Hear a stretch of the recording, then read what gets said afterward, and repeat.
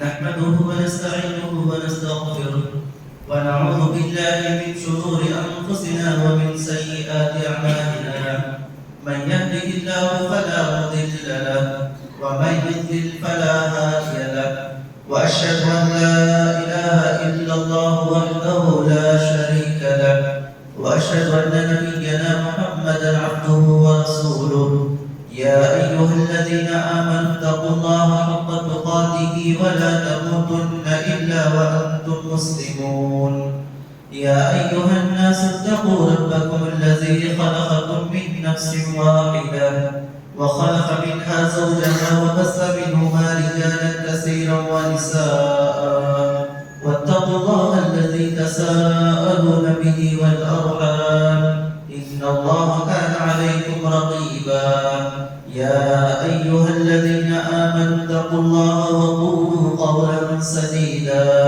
يصلح لكم أعمالكم ويغفر لكم ذنوبكم ومن يطع الله ورسوله فقد فاز فوزا عظيما أما بعد فإن خير الحديث كتاب الله وخير الهدي هدي محمد صلى الله عليه وسلم وشر الأمور محدثاتها وكل محدثة بدعة وكل بدعة ضلالة وكل ضلالة في النار أعوذ بالله من الشيطان الرجيم بسم الله الرحمن الرحيم أفحسبتم أنما خلقناكم عبثا وأنكم إلينا لا ترجعون محترم حاضرین جمعہ اور پردہ نشین خواتین اسلام، ہر قسم کی تعریف و توصیف، ہر قسم کی بڑائی و کبریائی، ہر قسم کی حمد و ثنا اسی اللہ وحدہ لا شریک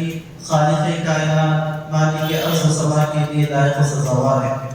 درود و سلام کا نزول ہو تمام انبیاء علیہ السلام پر، خصوصاً ہمارے آخری نبی جناب محمد عربی صلی اللہ علیہ وسلم پر۔ بإذن اللہ اس جمعہ میں عبادات کے انسانی زندگی پر کیا آثار مرتب ہوتے ہیں، ہم جو عبادتیں انجام دیتے ہیں ان عبادتوں کے ہماری زندگی پر کیا آثار کیا فوائد ہوتے ہیں، انشاءاللہ کتاب و سنت قرآن و حدیث کی روشنی میں ہم جانیں گے۔ میرے مسلمان بھائیوں، اللہ نے ہمیں اور آپ کو اس لیے پیدا کیا کہ ہم اس دنیا میں رہتے ہوئے اللہ کی بندگی کریں، اللہ تعالیٰ کی عبادت کریں، اللہ تعالیٰ کی بندگی کریں، اللہ کو یاد کریں، اللہ تعالیٰ کا ذکر کریں۔ اللہ تعالیٰ نے فرمایا وَمَا خَلَقْتُ الْجِنَّ وَالْإِنسَ إِلَّا لِيَعْبُدُونِ، میں نے جنات اور انس کو اسی لیے پیدا کیا کہ وہ میری عبادت کریں۔ اللہ نے ہمیں اس لیے پیدا فرمایا کہ ہم اللہ رب العالمین کی عبادت کریں، اسی کی بندگی کریں۔ کب تک؟ موت آنے تک۔ صرف جمعہ کے دن یا عید کے دن یا خاص مناسبتوں میں عبادت کرنا یہ نہیں ہے، ایک مسلمان کو زندگی بھر اللہ رب العالمین کی عبادت کرنی ہے۔ اللہ تعالیٰ نے فرمایا وَاعْبُدْ رَبَّكَ حَتَّى يَأْتِيَكَ الْيَقِينُ، اپنے رب کی عبادت کرو موت آنے تک۔ انسان ایک مومن کو زندگی بھر اللہ رب العالمین کی عبادت کرنی ہے۔ صرف جمعے کے دن یا عید کے دن یا مخصوص دنوں میں عبادت کرنا یہ عبادت نہیں ہے، بلکہ ایک آدمی کو مکمل طور پر اسلام میں داخل ہونا ہے۔ اسی لیے اللہ نے کہا یا ایھا الذین آمنوا ادخلوا فی السلم کافۃ، اے مسلمانوں تم پورے کے پورے اسلام کے اندر داخل ہو جاؤ۔ ایسا نہ کرو اسلام کے بعض احکامات پر عمل کرو اور بعض احکامات کو چھوڑ دو، مکمل طور پر اسلام کے اندر داخل ہو جاؤ۔ ایک مسلمان صبح اٹھنے سے لے کر کے رات میں سونے تک اس کا چلنا پھرنا، عبادت کرنا، تجارت کرنا، اس کے معاملات بندوں کے ساتھ اس کے تعلقات، رشتہ داروں کے ساتھ اس کے تعلقات، گھر میں اس کا معاملات، دوستوں کے ساتھ، رشتہ داروں کے ساتھ، تجارت میں جہاں وہ کام کرتا ہے وہاں پر ایک مسلمان کو ہر جگہ پر پریکٹیکل طور پر عملی طور پر مسلمان ہونا چاہیے۔ وہ اس بات کا ثبوت دے اپنے قول کے ساتھ، اپنے عمل کے ساتھ، اپنے عقیدے کے ساتھ، وہ حقیقی مسلمان ہونے کا ثبوت دے۔ اللہ تبارک و تعالیٰ نے قرآن مجید کے اندر ارشاد فرمایا افحسبتم انما خلقناکم عبثا وانکم الینا لا ترجعون، اے لوگوں کیا تم نے یہ سمجھا کہ ہم نے تم ایسے ہی بیکار پیدا کیا وَأَنَّكُمْ إِلَيْنَا لَا تُرْجَعُونَ کیا تم یہ سمجھتے ہو کہ تمہیں لوٹ کر کے ہمارے پاس آنا نہیں ہے؟ دنیا میں جب انبیاء کو موت آئی ہے، دنیا میں جب شہداء کو موت آئی ہے، اولیاء کو موت آئی ہے، تو ہمیں بھی موت آئی ہے۔ ہر آدمی کو ایک نہ ایک دن اللہ کی بارگاہ میں حاضر ہونا ہے۔ یہ دنیا دار العمل ہے، یہ عمل کرنے کی جگہ ہے، ہمیں اس کا ثواب، اس کا رزق ہمیں آخرت میں ملنے والا ہے۔ دنیا میں جب ہم کوئی امتحان لکھتے ہیں، جب جو طلبہ ہوتے ہیں، جو اسٹوڈنٹس ہوتے ہیں، امتحان لکھنے کے بعد وہ رزلٹ معلوم کرنے کے لیے بےتاب ہوتے ہیں، پریشان ہوتے ہیں، کیوں کیا نتیجہ آئے گا، ان کا رزلٹ کیا ہوگا، کیا وہ کامیاب ہوں گے یا فیل ہوں گے۔ یہ تو دنیا میں امتحان ہے کہ یہاں پر اگر ہم ناکام بھی ہو جائیں، فیل بھی ہو جائیں، تو سپلیمنٹری کے ذریعے دوسرے امتحان کے ذریعے سے ہم پاس کر سکتے ہیں۔ لیکن جو آخرت کا جو امتحان ہے، جو ہمیشہ رہنے والی جو زندگی ہے، اس میں پھر دوبارہ موقع نہیں دیا جائے گا۔ لوگ اللہ تعالیٰ سے موقع طلب کریں گے، فرشتوں سے موقع طلب کریں گے، لیکن انہیں دوبارہ موقع نہیں دیا جائے گا۔ خوش نصیب ہے وہ انسان، کامیاب ہے وہ مسلمان جس نے اس موقع کو، جس نے غنیمت جانا اور موقع کو غنیمت جان کر کے جس نے اللہ کی عبادت کی، اللہ کی اطاعت کی، جس نے کما ہو اللہ کی بندگی کی، جس نے اپنی زندگی کو اللہ تعالیٰ کی عبادت کے ماتحت کر دیا، ایسا آدمی قابل مبارکباد ہے۔ قل ان صلاتی و نسکی و محیایا و مماتی للہ رب العالمین۔ میری نماز، میرا روزہ، ہم تمام لوگوں کی عبادات، ایک مسلمان کی ساری زندگی اللہ رب العالمین کے لیے ہونی چاہیے۔ میرے مسلمان بھائیوں، ہم طرح طرح کی عبادتیں انجام دیتے ہیں، ہم توحید پر قائم رہتے ہیں، توحید کو اپناتے ہیں، شرک سے بچتے ہیں، سنتوں پر عمل کرتے ہیں، بدعات سے ہم دور رہتے ہیں۔ ایک مسلمان کو بدعتوں سے دور رہنا چاہیے، ایک مسلمان کو تحقیق کرنا چاہیے کون سا عمل سنت ہے اور کون سا بدعت ہے۔ بہت سارے لوگ رشتہ داروں کی وجہ سے یا گھر میں ماں باپ کے دباؤ میں آ کر کے وہ بدعتوں کو انجام دیتے ہیں یا شرکیات میں مبتلا ہوتے ہیں۔ جب کوئی ان سے سمجھانے والا کہتا ہے کہ فلاں چیز شرک ہے، فلاں چیز بدعت ہے، وہ کہتے ہیں کہ آپ صحیح کہہ رہے ہیں، لیکن ہمارے رشتہ داروں کی وجہ سے، ہمارے ماں باپ کی وجہ سے وہ کہتے ہیں کہ ہم ان کے پریشر کی وجہ سے، ان کے دباؤ کی وجہ سے ہم ان چیزوں پر عمل نہیں کر سکتے۔ میرے مسلمان بھائیوں، آپ توحید کو اپنائیں، آپ سنت کو اپنائیں، شرک سے دور رہیں، بدعتوں سے دور رہیں۔ چاہے کہنے والے ہمیں کچھ بھی کہیں، چاہے ہمارے رشتہ دار ہمیں برا بھلا کہیں، چاہے ہمارے دوست و احباب ہمیں برا بھلا کہیں، اگر توحید کی دعوت پر اگر توحید پر عمل کرنے کی وجہ سے توحید کی دعوت اگر آسان ہوتی تو نبی صلی اللہ علیہ وسلم مشرکین مکہ کو توحید کا حکم نہ دیتے تھے۔ مشرکین مکہ نبی صلی اللہ علیہ وسلم کی تعظیم کرتے تھے، آپ کی عزت کرتے تھے، آپ کو صادق و امین کہتے تھے، آپ کو بہت عزت سے پیش آتے تھے۔ اگر نبی صلی اللہ علیہ وسلم توحید کی دعوت نہ دیتے تو نبی صلی اللہ علیہ وسلم ان کے ساتھ عزت و احترام کے ساتھ مل جل کر کے رہتے، لیکن نبی صلی اللہ علیہ وسلم نے توحید کی دعوت دی۔ نبی صلی اللہ علیہ وسلم اپنے قوم کو بت پرستی سے ڈرایا، شرک سے ڈرایا، بدعات سے ڈرایا۔ نبی صلی اللہ علیہ وسلم اخلاق کے حسنہ کی تعلیم دی۔ تو اس موقع پر ہمیں ہونا یہ چاہیے کہ عبادتوں کے اندر، بھلائیوں کے اندر سب سے بڑی بھلائی، سب سے بڑا انصاف یہ توحید ہے۔ ہم توحید پر قائم رہیں، سنتوں پر قائم رہیں، نمازوں کی پابندی کریں، روزے رکھیں، اسی طریقے سے جتنی بھی عبادتیں ہیں ان عبادتوں کو ہم اپنائیں۔ اب آئیے ہم جانتے ہیں کہ ان عبادتوں کا ہم پر کیا اثر مرتب ہوتا ہے۔ دو اعتبار سے ہم عبادتوں کے آثار مرتب ہوتے ہیں، ایک دنیاوی زندگی اور ایک آخرت کے اعتبار سے۔ ہم اللہ کے لیے جو عبادتیں انجام دیتے ہیں، اللہ کی جو بندگی کرتے ہیں، دنیا میں بھی اس کے اثرات مرتب ہوتے ہیں، دنیا میں بھی ہمیں فوائد حاصل ہوتے ہیں اور آخرت میں بھی اس کا ثواب اللہ تعالیٰ کی جنت، حصول جنت میں حاصل ہوتی ہے، اور وہی سب سے بڑی کامیابی ہے۔ قیامت کے دن بندے کو دنیا کے اندر جو بندہ اللہ کی بندگی کرتا ہے، اللہ کی عبادت کرتا ہے، اللہ کی اطاعت کرتا ہے، اعمال صالحہ جو انجام دیتا ہے، اس کا سب سے بڑا اثر، سب سے بڑا فائدہ یہ ہے قیامت کے دن ہمیں جنت حاصل ہوگی، قیامت کے دن ہمیں جہنم سے بچا لیا جائے گا۔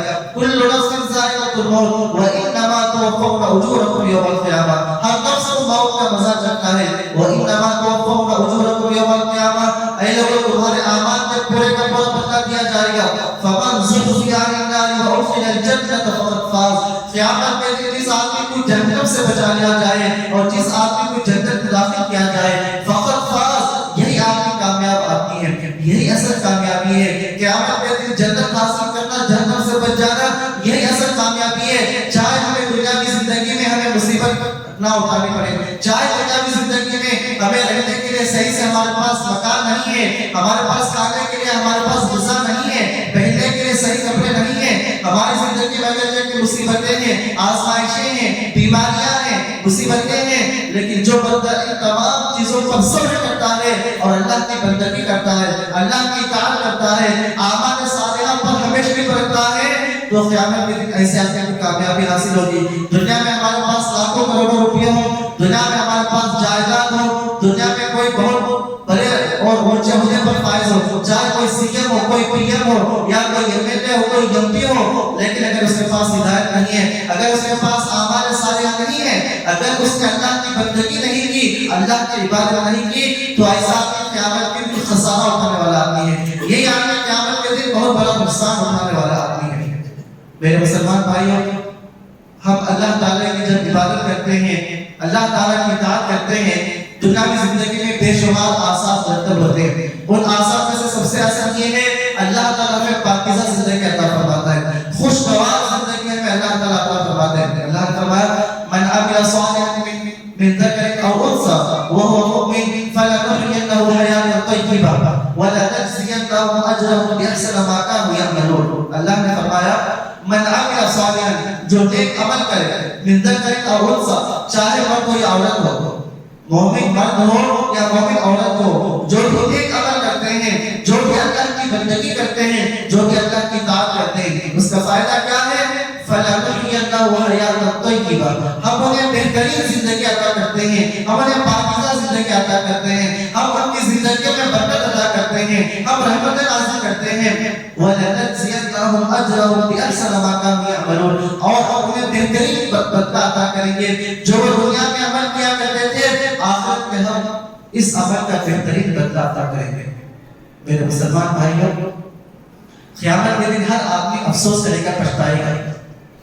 جو مومن بنتا ہے قیامت کے دن وہ افسوس کرے گا, کاش کہ میں اور بھی زیادہ نیکیاں کیا ہوتا, کاش کہ میں اور بھی زیادہ اللہ کی اطاعت کیا ہوتا, تو مجھے آج اور بھی اونچے مقام, اونچے درجات حاصل ہوتے. اور جو کافر ہے, جو مشرک ہے, جو گنہگار ہے, وہ بھی قیامت کے دن افسوس کرے گا, کاش کہ میں دنیا میں رہتے ہوئے میں اللہ پر ایمان لایا ہوتا, میں نیکیاں کیا ہوتا, تو مجھے آج قیامت کے دن خسارہ نہ اٹھانا پڑتا.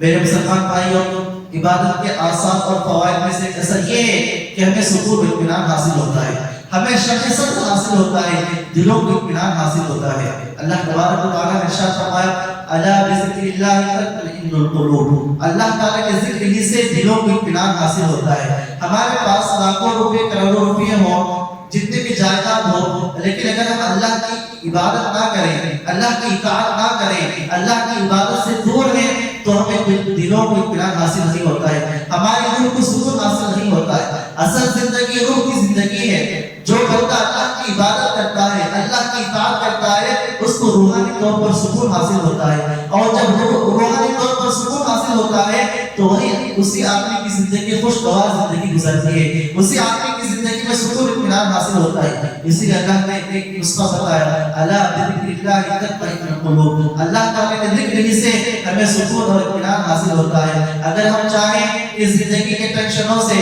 زندگی میں پیش آنے والی مصیبتوں سے, ٹینشنوں سے اگر ہم سکون حاصل کرنا چاہیں, ہم اللہ کی عبادت کو لازم پکڑیں, لمبے لمبے سجدے کریں, نفل نمازوں کی پابندی کریں, اس سے پہلے فرائض کی پابندی کریں اور نوافل کی پابندی کریں. اور اس کا سب سے بڑا فائدہ یہ ہوتا ہے کہ بندہ جب فرائض کی پابندی کرتا ہے, نوافل کی پابندی کرتا ہے, اللہ کی عبادت کرتا ہے, اللہ کی بندگی کرتا ہے, اس کا سب سے بڑا فائدہ یہ حاصل ہوتا ہے, اللہ کی ولایت حاصل ہوتی ہے. ایسا آدمی اللہ کا ولی بنتا ہے, اللہ کی دوستی حاصل ہوتی ہے, اللہ تعالیٰ کی ولایت حاصل ہوتی ہے. الا ان اولیاء اللہ الذین لا خوف علیہم ولا هم يحزنون الذین آمنوا وكانوا يتقون. اللہ کے مومن بندے کون ہیں؟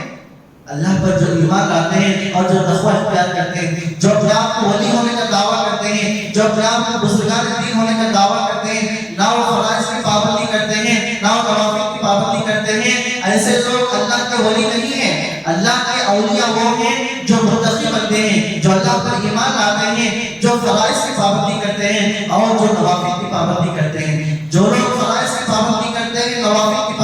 کرتے ہیں تو اس کا اثر، اس کا فائدہ یہ حاصل ہوتا ہے کہ ہمیں اللہ کی ولایت حاصل ہوتی ہے، اللہ کی محبت حاصل ہوتی ہے، اور اللہ تعالیٰ ہم سے محبت کرتا ہے۔ ان اللہ یحب التوابین و یحب المتطہرین، اللہ تبارک و تعالیٰ توبہ کرنے والوں سے محبت کرتا ہے۔ اللہ تعالیٰ جو لوگ پاک صاف رہتے ہیں، جو اپنے دلوں کو پاک کرتے ہیں، جو لوگ اپنے دلوں کو شرک سے، کفر سے اور بدعتوں سے جو پاک کرتے ہیں، اور جو لوگ جسمانی طور پر پاک صاف رہتے ہیں، ایسے لوگوں کو اللہ تعالیٰ کی محبت حاصل ہوتی ہے۔ تو عبادات کے فوائد میں سے ایک فوائد یہ ہے اللہ کی محبت ہمیں حاصل ہوتی ہے، اللہ تعالیٰ ہم سے محبت کرتا ہے۔ عربی میں کہا گیا لیس الشان ان تحب وانما الشان ان تحب، اصل کمال یہ نہیں کہ تم کسی سے محبت کرو، کمال یہ ہے کہ کوئی تم سے محبت کرے۔ اللہ کی محبت ہمیں حاصل ہونا اس کے اندر کمال ہے۔ ہم ایسی چیزوں کو اپنائیں، ایسے کام کریں جن کاموں کی وجہ سے، جن عبادتوں کی وجہ سے ہمیں اللہ کی محبت حاصل ہو۔ اللہ کی محبت کیسے حاصل ہوتی ہے؟ قرآن و حدیث کے اندر اس کی بہت ساری چیزیں بتائی گئی۔ جو توبہ کرتے ہیں، جو استغفار کرتے ہیں، جو مخلوقات کے ساتھ احسان کرتے ہیں، مخلوقات کے ساتھ جو اچھا برتاؤ کرتے ہیں، اچھا معاملہ کرتے ہیں، ایسے لوگوں کو اللہ تعالیٰ کی محبت حاصل ہوتی ہے۔ اسی طریقے سے جو لوگ توبہ کرتے ہیں، استغفار کرتے ہیں، میرے مسلمان بھائی، بندہ جب گناہ کرتا ہے تو اللہ سے دور چلا جاتا ہے، لیکن بندہ جب توبہ کرتا ہے تو اللہ تعالیٰ کے قریب ہو جاتا ہے۔ اسی طریقے سے عبادت کے آثار اور فوائد میں سے ایک اثر یہ ہے کہ ہمارے رزق کے اندر فراوانی حاصل ہوتی ہے۔ اللہ تعالیٰ عبادتوں کی وجہ سے، بندگی کی وجہ سے اللہ تبارک و تعالیٰ ہمارے رزق میں اضافہ فرماتا ہے، اللہ ہمارے رزق میں برکتیں عطا فرماتا ہے۔ آج بہت سارے لوگ شکایت کرتے ہیں کہ ہماری کمائی کے اندر برکت نہیں ہے، ہم بہت ماہانہ ہم پیسے کماتے ہیں، ہماری جو تنخواہ آتی ہے یا ہم جو کماتے ہیں ہمارا مال ایسے ہی چلا جاتا ہے کہ ہمیں پتہ بھی نہیں ہوتا۔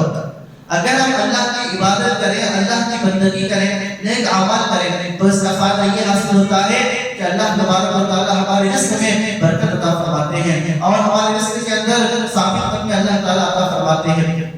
قرآن مجید میں اللہ تبارک و تعالیٰ نے ارشاد فرمایا وَلَوْ أَنَّ أَهْلَ الْقُرَىٰ آمَنُوا وَاتَّقَوْا لَفَتَحْنَا عَلَيْهِمْ بَرَكَاتٍ مِّنَ السَّمَاءِ وَالْأَرْضِ وَلَٰكِن كَذَّبُوا فَأَخَذْنَاهُمْ بِذُنُوبِهِمْ۔ اللہ نے اس آیت سے پہلے قوم عاد، قوم ثمود، فرعون اور بہت سارے اقوام کا تذکرہ کیا۔ اللہ نے اس آیت کے اندر ارشاد فرمایا وَلَوْ أَنَّ أَهْلَ الْقُرَىٰ، اگر یہ بستی والے یا قریہ والے اگر اللہ پر ایمان لے آتے ہیں، وَلَوْ أَنَّ أَهْلَ الْقُرَىٰ آمَنُوا وَاتَّقَوْا، اور تقوی اختیار کرتے ہیں، اللہ تعالیٰ سے ڈرتے، اللہ کا تقوی اختیار کرتے، لَفَتَحْنَا عَلَيْهِمْ بَرَكَاتٍ مِّنَ السَّمَاءِ وَالْأَرْضِ، تو ہم ان کے اعمال کی وجہ سے، ان کی نیکیوں کی وجہ سے ہم آسمان و زمین کے خزانے کے لیے کھول دیتے، آسمان سے بارشوں کو نازل کرتے، زمین سے ہم ان کے لیے مختلف قسم کے اناج اور زمین کے خزانے کے لیے کھول دیتے، لیکن انہوں نے کیا کیا؟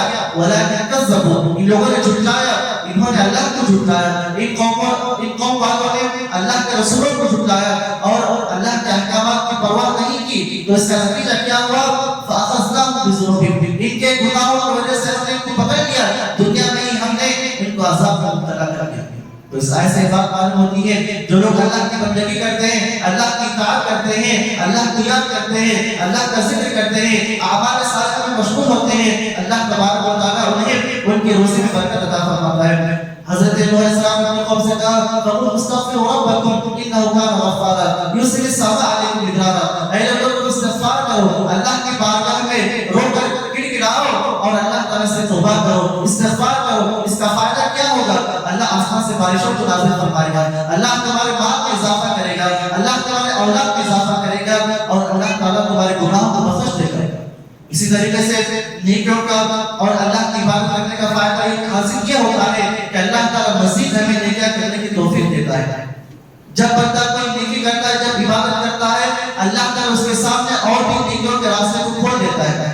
اس کے الٹا، اس کے برعکس، اگر کوئی آدمی گناہ کرتا ہے، گناہ پر گناہ کرتا ہے، اللہ تعالیٰ نیکی کا راستہ اس کے لیے بند کر دیتا ہے اور گناہوں کا راستہ اس کے لیے کھول دیتا ہے۔ اللہ نے فرمایا وَالَّذِينَ جَاهَدُوا فِينَا لَنَهْدِيَنَّهُمْ سُبُلَنَا، جو ہمارے راستے میں کوشش کرتے ہیں، لَنَهْدِيَنَّهُمْ سُبُلَنَا، تو ہم ہمارے راستوں کے لیے کھول دیتے ہیں۔ جس آدمی کے دل میں طلب ہوتی ہے کہ وہ نیکیاں کرے، اللہ کی بندگی کرے، اللہ کی عبادت کرے، اچھے اچھے کام کرے، اللہ تعالیٰ اس کو توفیق دے دیتا ہے۔ اور جس آدمی کے دل میں ہمیشہ گناہ کی طلب ہوتی ہے، جو ہمیشہ گناہ کرتا ہے، اللہ کی عبادت نہیں کرتا ہے، اللہ کی بندگی نہیں کرتا ہے، اللہ تعالیٰ اس کے لیے اور بھی گناہوں کے راستے کھول دیتا ہے، اور یہ سمجھتا ہے کہ میں گناہ بھی کر رہا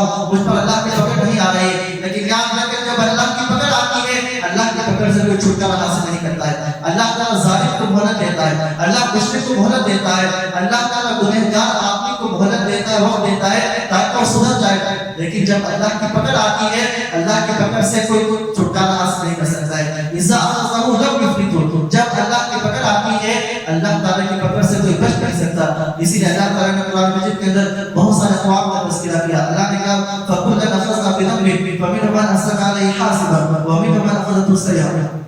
اللہ تعالیٰ نے سابق اقوام کو کے گناہوں کی وجہ سے اللہ تعالیٰ نے عذاب مبتلا کیا.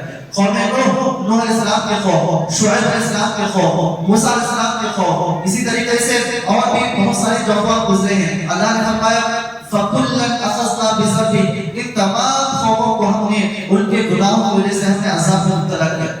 جو لوگ گناہ کرتے ہیں وہ یاد رکھیں قیامت کے دن جو عذاب ملنا ہے وہ ملے گا. لیکن بہت سارے ایسے گناہ ہیں اللہ تعالیٰ دنیا میں ہی ان کے گناہوں کا اللہ تعالیٰ بدلہ دے دیتا ہے. لیکن وہی جب انسان اللہ کی بندگی کرتا ہے, ایک مسلمان ایک مومن اللہ کو یاد کرتا ہے, اللہ کی بندگی کرتا ہے, اسے دنیا اور آخرت میں فوائد حاصل ہوتے ہیں. لیکن جب ہم گناہ کرتے ہیں, اللہ کی بندگی نہیں کرتے, اس کے بہت سارے نقصانات, اس کے بہت سارے عذاب ہمیں دیکھنے میں آتے ہیں. اللہ نے فرمایا فَكُلًّا أَخَذْنَا بِذَنبِهِ فَمِنْهُم مَّنْ أَرْسَلْنَا عَلَيْهِ حَاصِبًا. کچھ قومیں ایسے ہیں جن قوموں پر ہم نے آسمان سے پتھراؤ کیا, پتھر کی بارش کیا اور ہم نے انہیں ہلاک کیا. وَمِنْهُم مَّنْ أَخَذَتْهُ الصَّيْحَةُ, کچھ قوموں کو اللہ تعالیٰ نے سخت آواز کے ذریعے سے, سخت چیخ کے ذریعے سے ہم نے پکڑ لیا. وَمِنْهُم مَّنْ خَسَفْنَا بِالْأَرْضِ, اور کچھ قومیں ایسی ہیں جنہیں اللہ نے زمین پر دھسا دیا. وَمِنْهُم مَّنْ أَغْرَقْنَا, کچھ قومیں ایسی ہیں جنہیں ہم نے پانی میں ڈبو کر کے ہلاک کر دیا. نوح علیہ السلام کے قوم کو اللہ تبارک و تعالیٰ نے پانی میں ڈبو کر کے غرق کر دیا. اسی طریقے سے اللہ تبارک و تعالیٰ نے فرعون کو سمندر کے اندر غرق کر دیا. اسی طریقے سے شعیب علیہ السلام کے قوم, شعیب علیہ السلام کے قوم اللہ تعالیٰ کے ساتھ کفر کی تھی اور ساتھ میں اس کا ایک گناہ یہ بھی تھا کہ ناطور کے اندر کمی کیا کرتی تھی. اللہ نے 3 عذاب ان کے اندر جمع کر دیا. اللہ نے آسمان سے اللہ تعالیٰ نے آگ برسائی اور سخت چیخ آئی اور زمین سے زلزلہ. 3 عذابات اللہ تعالیٰ نے جمع کر دیا اور اللہ تعالیٰ نے انہیں ان عذاب, اللہ تعالیٰ کے عذاب کو ملا کر کے کیے تھے. میرے مسلمان بھائیوں, جب ہم اللہ کی اطاعت کرتے ہیں, جب ہم اللہ تعالیٰ کی عبادت کرتے ہیں, جب ہم نیکیاں کرتے ہیں, اس کا فائدہ یہ ہوتا ہے اللہ تعالیٰ مزید ہمیں توفیق دیتا ہے. اللہ تعالیٰ مزید ہمیں نیکیاں کرنے کی توفیق عطا فرماتا ہے. لیکن جب وہی ہم گناہ کرتے ہیں تو گناہوں کی وجہ سے ہمارا جو ایمان ہے, ایمان کے اندر جو نور ہوتا ہے وہ نور مٹ جاتا ہے. انسان ایک مومن کے اندر اس کا جو ایمان کا نور ہوتا ہے وہ نور ختم ہو جاتا ہے. اللہ تبارک و تعالیٰ نے قرآن مجید کے اندر اسی کا تذکرہ فرمایا. اللہ تعالیٰ نے کہا کہ ہم نے ان کے گناہوں کی وجہ سے ان کے نور کو ختم کر دیا.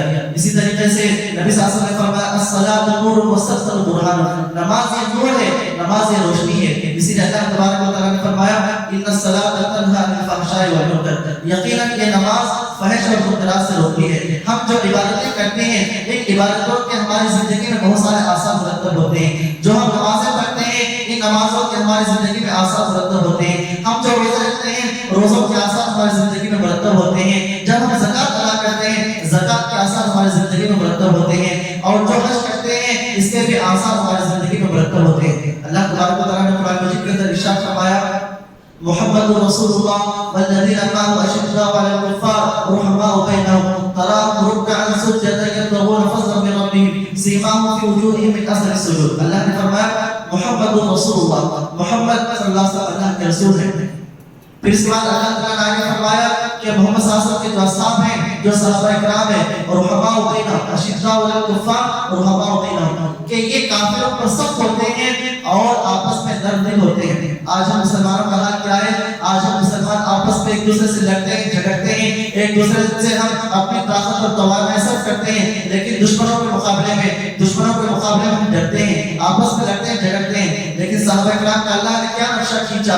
صحابہ کرام کے بارے میں اللہ تعالیٰ نے فرمایا کہ رحماء بینہم, وہ آپس میں ایک دوسرے پر انتہائی ورحمدل ہوتے ہیں اور کفار پر سخت دل ہوتے ہیں. پھر اللہ نے تراہم رکعا سجدا, تم دیکھتے ہو کہ صحابہ کرام رکوع کرتے ہیں, سجدہ کرتے ہیں, اللہ کی عبادت کرتے ہیں, اللہ کی اطاعت کرتے ہیں. اور اس کی نشانی کیا ہے؟ اللہ تعالیٰ نے فرمایا سیماہم فی وجوہہم من اثر السجود, سجدوں کی وجہ سے تم ان کے جسموں پر, ان کی پیشانیوں پر ان کے آثار دیکھو گے. وہ جو سجدہ کرتے ہیں سجدے کی نشانی تم ان کی پیشانی پر دیکھو گے. یہاں پر مفسرین نے 2 معنی بیان کیے ہیں. پہلا معنی بندہ جب ایک مومن, ایک مسلمان جب اللہ کی عبادت کرتا ہے, جب کثرت کے ساتھ سجدے بندگی کرتا ہے اس کی پیشانی پر سجود کے آثار اللہ تعالیٰ اس کو جان دیتا ہے. اور دوسرا معنوی طور پر اللہ تعالیٰ اس کو نور عطا کرتا ہے. اللہ تعالیٰ اس کو عبادت کرنے کی وجہ سے اللہ تبارک و تعالیٰ نور عطا کرتا ہے. جو بندہ متقی ہے, جو عبادت گزار ہے, جو اللہ تعالیٰ سے ڈرتا ہے, جو اللہ تعالیٰ کی اطاعت کرتا ہے, جو نبی صلی اللہ علیہ وسلم کی اطاعت کرتا ہے, جو ہمیشہ اللہ کی بندگی عطا کرتا ہے, اللہ تعالیٰ اس کے چہرے پر تر و تازہ عطا فرماتے ہیں. اللہ تعالیٰ اس کو نور عطا فرماتے ہیں جس کی وجہ سے وہ پہچانا جاتا ہے. اور اسی طریقے سے اللہ تعالیٰ مقبولیت ڈال دیتے ہیں. اللہ تعالیٰ جب کسی آدمی سے محبت کرتا ہے, جب اللہ تعالیٰ کسی آدمی کو پسند فرماتا ہے, اللہ حضرت جبریل کو بلاتا ہے, وہ کہتا ہے کہ میں فلاں بندے سے محبت کرتا ہوں, تم بھی اس سے محبت کرو. حضرت جبریل بھی اس سے محبت کرنے لگتے ہیں, تمام فرشتے اس سے محبت کرنے لگتے ہیں, یہاں تک کہ زمین میں اس کے لیے مقبولیت ڈال دی جاتی ہے. دنیا کے لوگ اس سے محبت کرنے لگتے ہیں. ایک انسان چھپ کر کے اگر گناہ کرتا ہے تو اس کا اثر اس کے چہرے پر ظاہر ہوتا ہے. ایک انسان چھپ کر کے اگر نیکی کرتا ہے, کوئی تہجد کی پابندی کرتا ہے, کوئی چھپ کر کے کوئی صدقہ اللہ کے راستے میں مال خرچ کرتا ہے, یا کوئی آدمی پردہ پوش ہو کے چھپ کر کے کوئی نیکی کرتا ہے, اس کا اثر اللہ تعالیٰ اس کے جسم پر اس کی زندگی میں عطا فرماتے ہیں. اسی طریقے سے آدمی چھپ کر کوئی گناہ کرتا ہے, اس کا بھی اثر اس کی زندگی میں قائم ہوتا ہے. میرے مسلمان بھائیوں, ہم جو مختلف قسم کی عبادتیں انجام دیتے ہیں, ہم جو اللہ کی بندگی کرتے ہیں, ہماری زندگی میں بے شمار آثار مرتب ہوتے ہیں. نماز کے بے شمار آثار ہیں. اللہ نے فرمایا ان الصلاۃ تنہی عن الفحشاء والمنکر, یقیناً نماز بے حیائی سے, منکرات سے روکتی ہے. لیکن شرط اس بات کی کہ ہم نماز کو مکمل شروع کے ساتھ, مکمل ارکان کے ساتھ پڑھیں. ہم نماز کو خشوع خضوع کے ساتھ پڑھیں, اطمینان کے ساتھ پڑھیں, اور واقعی ایمان کے ساتھ اور تصدیق کے ساتھ جب ہم ان عبادتوں کا انجام دیں گے, ان عبادتوں کا آثار, ان عبادتوں کے فوائد ہمیں نظر آئیں گے. علامہ ابن القیم رحمہ اللہ نے کہا ان للعبد موقفان, موقف فی الدنیا و موقف فی الآخرہ. بندہ اللہ تعالیٰ کے سامنے دو مرتبہ کھڑا ہوتا ہے, ایک دنیا کی زندگی میں, ایک آخرت میں. جو بندہ دنیا میں اللہ کے سامنے کھڑے ہوتا ہے, جو بندہ نمازوں کی پابندی کرتا ہے اور جو نمازوں کو ادا کرتا ہے, ایسے آدمی کے قیامت کے دن جب وہ میدان محشر میں کھڑا ہوگا تو اس کے لیے اس وقت آسانی ہوگی, اس کے لیے قیامت کے دن آسانی ہوگی. لیکن جو دنیا میں اللہ کی عبادت نہیں کرے گا, نمازوں کی پابندی نہیں کرے گا, اللہ کی بارگاہ کے سامنے, اللہ کے بارگاہ میں نہیں کھڑا ہوگا, تو قیامت کے دن ایسے آدمی کو ذلت اور رسوائی کا سامنا کرنا پڑے گا. اسی طریقے سے نماز کی وجہ سے ہمیں اطمینان حاصل ہوتا ہے. نماز کی وجہ سے ہمیں عملی طور پر جب ہم اللہ کی عبادت انجام دیتے ہیں, ایک تو ہم اللہ کی اطاعت کرتے ہیں, اللہ تعالیٰ کی ہمیں اطاعت و فرما برداری کا ثواب ملتا ہے, لیکن ہماری زندگی میں بے شمار اس کے فوائد مرتب ہوتے ہیں. ہمارے گھروں میں برکتیں ہوتی ہیں, اللہ تبارک و تعالیٰ محسن سے ختم کر دیتا ہے, اللہ تعالیٰ برکت عطا فرماتا ہے, ہمارے شرح سچ عطا فرماتا ہے, ہمیں جسمانی طور پر, اسی طریقے سے اللہ روحانی طور پر ہمیں بہت سارے فوائد ہمیں عطا فرماتے ہیں. اسی طریقے سے جب ہم روزہ رکھتے ہیں, روزے کے بے شمار ہمیں آثار مرتب ہوتے ہیں. الصیام جنۃ کہا گیا, الصوم جنۃ, روزہ کھا ہے, یہ روزہ جہنم سے بچاتا ہے, یہ روزہ گناہوں سے بچاتا ہے. انسان جب روزہ رکھتا ہے تو انسان گناہوں سے بچتا ہے. انسان جب روزہ رکھتا ہے تو اس کو اللہ کی نعمتوں کا احساس ہوتا ہے. اسی طریقے سے زکات, جب ہم زکات ادا کرتے ہیں, زکات پر بھی بے شمار فوائد اور آثار مرتب ہوتے ہیں. انسان اپنے دل سے بخیلی اور کنجوسی سے پاک ہوتا ہے, انسان اپنے مال کا حق ادا کرتا ہے, اور انسان جب زکات ادا کرتا ہے, اس زکات ادا کرنے کی وجہ سے اجتماعی طور پر فوائد ہوتے ہیں. آج بہت سارے لوگ یہ کہتے ہیں کہ ہم ملک سے یا دنیا سے غریبی کو ختم کریں گے. دنیا سے غریبی کو ختم کرنے کے لیے بہت سارے ممالک, بہت سارے لوگ کوشش کرتے ہیں, لیکن اسلام کا جو نظام ہے, اگر زکات پر عمل کریں گے, اس زکات کو ہم نافذ کریں گے, عمل کریں گے, واقعی سارے مالدار اگر زکات ادا کریں گے تو دنیا کے اندر جو فقیری ہے, جو محتاجی ہے, یہ بہت حد تک ختم ہو جائے گی. اسی طریقے سے جب زکات ادا کرتے ہیں تو ہمیں بہت سارے بے شمار فوائد ہمیں حاصل ہوتے ہیں. اسی طریقے سے حج, تو یہ جتنی بھی عبادتیں ہیں, یہ عبادتیں ہماری تربیت کا ذریعہ ہے, یہ عبادتیں ہماری تربیت کرتے ہیں.